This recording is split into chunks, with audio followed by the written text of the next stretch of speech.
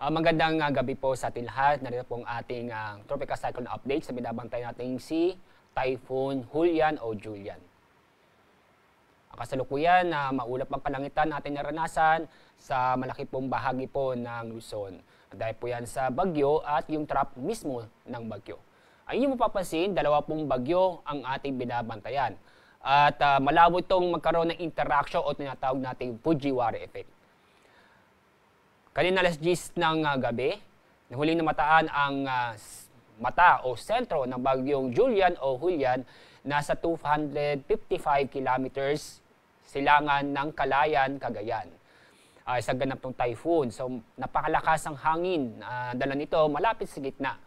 Nasa 120 kilometers per hour, samantala ang pagbugso ng hangin ay nasa 150 kilometers per hour. Inaasa po natin itong kikilos sa direksyong northwest sa bilis na 50 kilometers per hour. Sa mga nagtatanong kung meron pong habagat o meron tong hinahatak na habagat itong si Bagyong Julian, wala po. Wala pong habagat ang walang habagat ang nakakapekto sa ating bansa. Ayun pong pangulang bagyo, nasa labas po ng ating Philippine Area of Responsibility. Napakalayo, nasa 2,025 kilometers east-northeast ng extreme northern Luzon. At ito ikikilos na generally northwestward. Kaya malabo na itong makaapekto sa pagkilos ng bagyong Julian o magkaroon ng Fujiwara effect. Sa ating forecast track sa bagyong ating binabantayan, ito yung inaasahan po natin lalapit sa Batanes area. And then ito yung mag-recurve at muli pong nalalapit o magla-landfall sa Taiwan. Inaasahan po natin na lalapit o magla-landfall sa Batanes bukas ng umaga o sa hapon. At maaaring po sa Wednesday o Tuesday ng gabi o Wednesday ng umaga, maaari na magkaroon ng second landfall sa Taiwan. Posible pong maging super typhoon itong si Bagyong Julian bago ito mag-landfall sa bandang Taiwan. Nataas po tayo ng signal number 4 o tropical cyclone wind signal number 4. Ibig sabihin ito ang significant to severe threat to life and property. Ang mga lugar po na nasa ilalim nito ay sa Batanes at sa northeastern portion ng Babuyan Islands. Signal number 3 naman sa lalabing bahagi po ng Babuyan Islands. Signal number 2 ay nakataas sa mainland Cagayan, Apayao at Ilocos Norte. At signal number 1 ay nakataas sa Ilocos Sur, La Union, Kalinga, Abra, Ifugao, Mountain Province, Benguet, Isabela, Nueva Vizcaya, gayon din po ang Quirino, northern at central portion ng Aurora. Inaasahan po natin na dahil sa bagyo, makakaranas po na ng makalakas na hangin o pamisa-misang malalakas na hangin ngayon at bukas sa Pangasinan, Zambales, Bataan, Metro Manila, Calabarzon, Romblon at Bicol Region.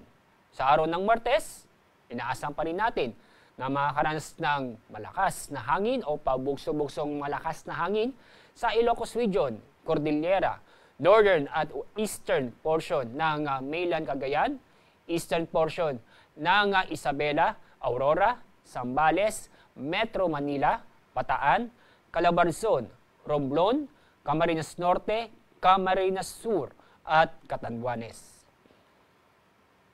Dahil po sa bagyo, minaasahan tayong matitindi o malalakas na pag-ulan. Ngayon hanggang bukas ng gabi, inaasahan po natin na intense hanggang torrential na pag-ulan sa Batanes, Babuyan Islands at Ilocos Norte. Heavy to intense na pag-ulan naman sa mainland Cagayan, Ilocos Sur, La Union, Apayao, Benguet at Abra. Moderate to heavy rains naman sa Pangasinan, Zambales, Bataan at sa lalabing bahagi po ng Cordillera. Mula bukas ng gabi hanggang Tuesday ng gabi. Minaasahan pa rin tayong malalakas o matiting pag-ulan. Heavy to intense na pag-ulan na ang inaasahan sa Batanes, Babuyan Islands at Ilocos Norte. Moderate to heavy rains sa Ilocos Sur, Apayao, Abra at Abra. Pagdating po ng Martes ng gabi hanggang Wednesday ng gabi, inaasahan tayo na moderate to heavy rains sa Batanes at Babuyan Islands. Dahil sa inaasahan po nating malalakas na pag-ulan o matinding pag-ulan, may inaasahan po, may posibilidad po na magkaroon ng pagbaha o pagguho ng lupa. Kaya sa mga kababayan po natin, lalo po sa mga lugar po na sa ilalim ng tropical cyclone wind signal, mag-ingat po tayo at alamin niyo po ang ligtas na lugar kung sakaling man may banta na po ng pagbaha o pagguho ng lupa ay lumikas na po tayo. Dahil po sa epekto ng bagyong Julian, inaasahan tayong matataas na alon na kung saan aabot ng 12 metro o halos o aabot ng 4 na palapag. Ang mga lugar po na sa ilan ng gale warning ay sa Batanes, Cagayan, kasama ang Babuyan Islands, northern coast ng Ilocos Norte at ang Isabela.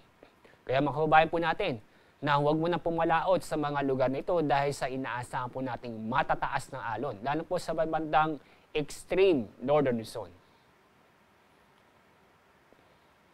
Yan po ang ating binabantayang bagyong Julian. Ang susunod po nating update para dito, maya pong 5 o'clock ng umaga. Mula sa Pag-asa, ako po si Alzar D. Aurelio. Mag-ingat po tayo.